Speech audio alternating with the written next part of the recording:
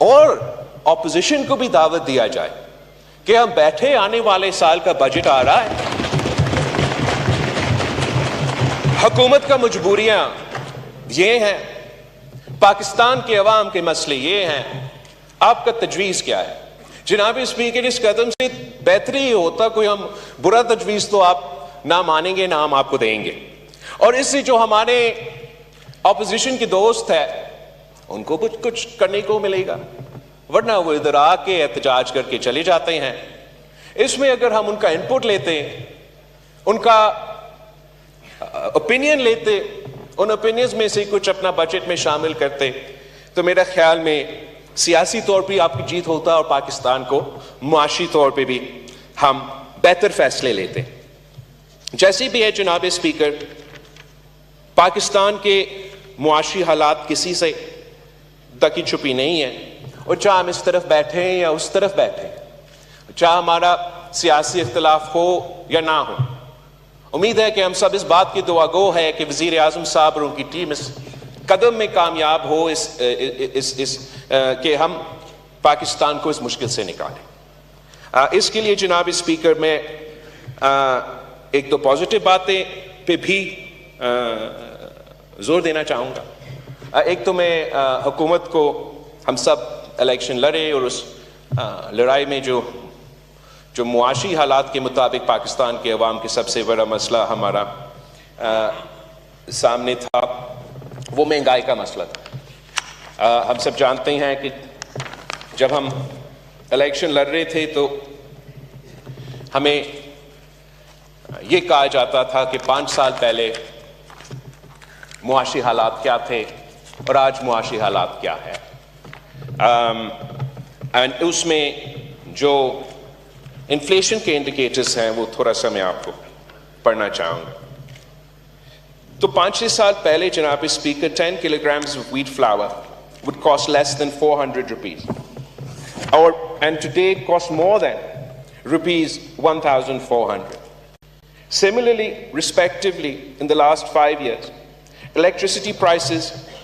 have gone up for up to 50 units have increased by 277%, petrol prices by 195%, اور اسی طریقے سے milk, edible oil, dal have increased by 113%, 21%, 353%. جو ایک joint house hold جس کا انکم 5-6 سال پہلے 35,000 روپیز کا تھا، تو وہ مل کے جو خاندان کے کھانے پینے کے اشیاء تھے وہ پورا کر سکتے تھے، اپنے بچے کے تعلیم کا بندوبست کر سکتے تھے، 2 کمرہ کا گھر میں بھی رہ سکتے تھے، اور اتنا سیونگز بھی ہوتے تھے کہ چاہے کوئی میڈیکل ایمرجنسی ہو یا کوئی ریکریشن کے لیے استعمال کرنا پڑے تو ان کے پاس وہ پیسہ ہوتا۔ آج اگر وہی پوری اخراجات اس خاندان کو پورا کرنا پڑتا ہے تو ان کا جوائنٹ انکم کو 35,000 روپیز سے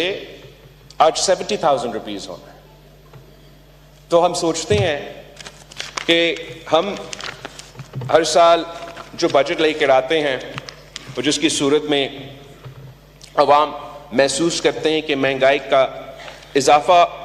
ہوتا جا رہا ہے، کہ کیسے عام آدمی پاکستان کا اس معاشی بوجھ اٹھاتے ہیں۔ And I'd like to compliment the government کہ ابھی تک جہاں تک اکنامک انڈیکیٹرز ہے اور خاص طور پہ مہنگائی کے بارے میں تھوڑا سا ایک سلائٹ ڈپ آ رہا ہے، اور ہمارا امید ہے کہ حکومت وہ پالیسیز جاری رکھیں گے جس کے نتیجے میں یہ مہنگائی میں کمی آ رہی ہے، اور امید ہے کہ اس مہنگائی کی کمی کو عوام محسوس کریں گے، عام آدمی محسوس کریں گے۔ اور اگر 5 سال میں حکومت صرف اس ایک قدم میں کامیاب ہوتا ہے، میرے خیال میں نہ صرف سیاسی طور پہ ان کے لیے ایک بہت ہی بڑا کامیابی ہوگا، مگر پاکستان کی عوام کی سب سے بڑا مطالبہ جو ہے وہ مہنگائی کے حوالے سے ایڈریس ہوا ہوگا۔ جناب اسپیکر، دوسرا جو میں حکومت کا شکریہ کہنا چاہوں گا، اپریشیٹ کرنا چاہوں گا، وہ بے نظیر انکم سپورٹ پروگرام کو جو 27% اضافہ ہوا ہے اس بجٹ میں، اور بے نظیر انکم سپورٹ پروگرام اب نہ صرف ہمارا غربت کا مقابلہ کرنے کے لیے گولڈ سٹینڈرڈ بنا ہوا ہے، مگر انٹرنیشنلی بھی یہ میکنزم، اس کا ٹرانسپیرنسی، اور جس طریقے سے ہم نہ صرف غربت کا مقابلہ کرتے ہیں مگر ویمنز امپاورمنٹ کرتے ہیں، یہ انٹرنیشنلی بھی ایک گولڈ سٹینڈرڈ بنا ہوا ہے۔ مختلف ممالک میں، ایجپٹ سے لے کے دوسرے ممالک میں اسی پروگرام کو انٹرنیشنل سپورٹ کے ساتھ لایا جا رہا ہے تاکہ وہ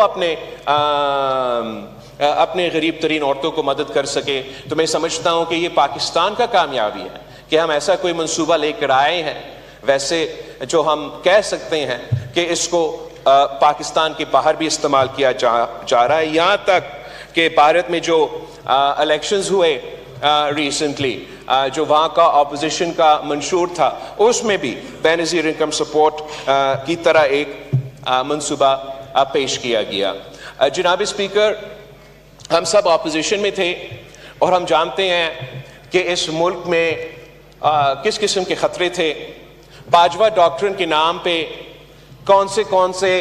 ہمارا کامیابیاں نشانے پہ تھے، اور یہی بنیادی وجہ تھا کہ ہم سب ایک ہوئے اور ہم نے وہ سیاسی قدم اٹھائے جس سے ہم نے فیصلہ کیا کہ چاہے ہمارا سیاست کو نقصان ہو نہ ہو، ہم نے پاکستان کو دفاع کرنے کے لیے اور یہ بنیادی مسئلے کو دفاع کرنے کے لیے ایک ہو کے یہ قدم اٹھانا ہے۔ اس میں ہمارا 18ویں ترمیم شامل تھا، اس میں ہمارا NFC ایوارڈ شامل تھا، اور اس میں ہمارا بے نظیر انکم سپورٹ پروگرام کو ختم کرنے کا سازش بھی شامل تھا۔ اب جبکہ ہم سب ساتھ ہیں، حکومت وقت نے ایک ایسا فیصلہ لیا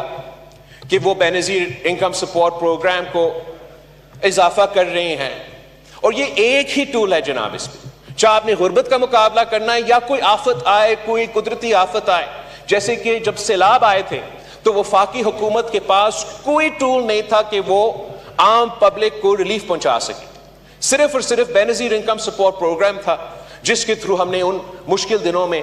عوام کو ریلیف پہنچایا تھا۔ اور یہ بہت افسوس کی بات ہے کہ کسی ڈاکٹرن کے نتیجے میں ہمارا جوائنٹ ایسا ایک منصوبہ جو انٹرنیشنلی اور دنیا بھر میں امپلیمنٹ کیا جا رہا ہے، نقل کیا جا رہا ہے، کہ پاکستان میں ایسے کوئی سازش ہو کہ اس کو ختم کیا جائے۔ میں تجویز کرتا ہوں پاکستان پیپلز پارٹی انشاءاللہ تعالیٰ اس کو آگے اس پہ کام کرے گی، اور آپ سب کو اپوزیشن سمیت اس عمل میں شامل کریں گے کہ ہمیں Benazir income support programme constitutional protection دلوانا چاہیے جناب، اس میں تاکہ کوئی آگے جا کے ایسے کوئی سازش کامیاب نہ ہو۔ ہمیں وہ تحفظ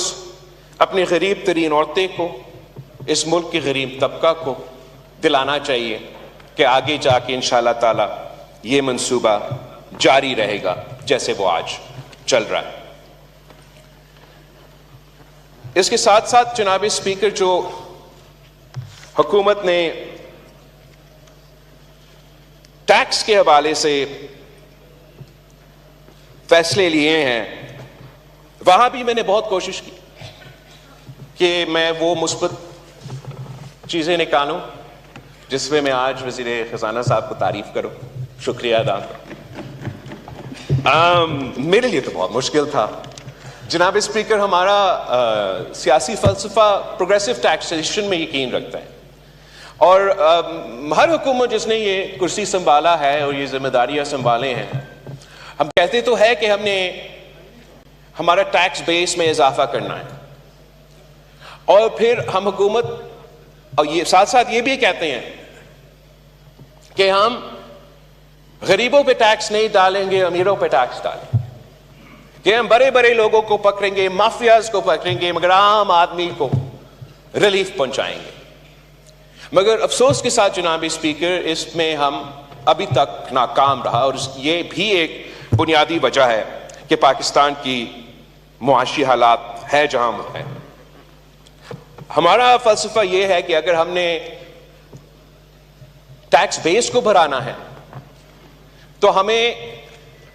کمپیٹیٹو ٹیکسیشن کرنا چاہیے، ہمیں پیونیٹیو ٹیکسیشن نہیں کرنا چاہیے. ہمیں ٹیکسیشن ایسے کرنا چاہیے جیسے ہم وعدے میں کرتے ہیں کہ ڈائریکٹ ٹیکسیشن ان بڑے بڑے لوگوں کے لیے, ان بڑے بڑے کمپنیز کے لیے. افسوس کے ساتھ ہر بجٹ جو ہے وہ انڈائریکٹ ٹیکسیشن پہ زور دیتا ہے, اور انڈائریکٹ ٹیکسیشن کا نقصان جو بوجھ ہے وہ عام آدمی اٹھاتا ہے. اس بجٹ میں بھی 75 to 85% of our tax regime is indirect taxation جناب اسپیکر. تو اگر انڈائریکٹ ٹیکسیشن ہوگا تو پھر ہم ایک عوام دوست, غریب دوست, عام آدمی کا بجٹ تو پاس نہیں کر رہے ہیں. اس بجٹ سے یہ انڈائریکٹ ٹیکسیشن سے جو سب سے زیادہ بوجھ اٹھایا جائے گا وہ عام آدمی اٹھائے گا, اور ہمیں ایسے فیصلے لینے چاہیے جس سے عام آدمی کو تکلیف نہ ہو. امیروں کو ضرور اگر تکلیف ہونا ہے وہ ہو. ہم نے صوبہ سندھ میں جب سے کوئی ٹیکسیشن کے اختیارات ملے ہیں